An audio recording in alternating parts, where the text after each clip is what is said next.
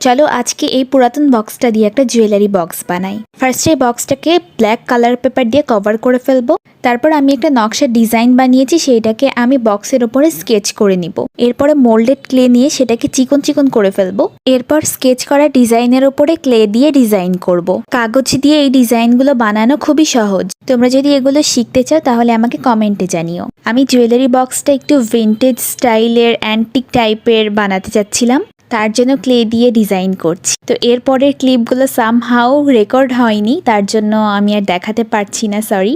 ক্লেগুলো শুকিয়ে যাওয়ার পরে আমি ব্রাউনের বিভিন্ন শেড দিয়ে বক্সের উপরে কালার করে ফেলছি, যেন এইটা একটু ওল্ড ভাইব দেয়। এরপর স্পঞ্জের সাহায্যে গোল্ডেন কালারটা উপরে উপরে দিয়ে দিচ্ছি। আর দেখো আমাদের জুয়েলারি বক্সটা রেডি।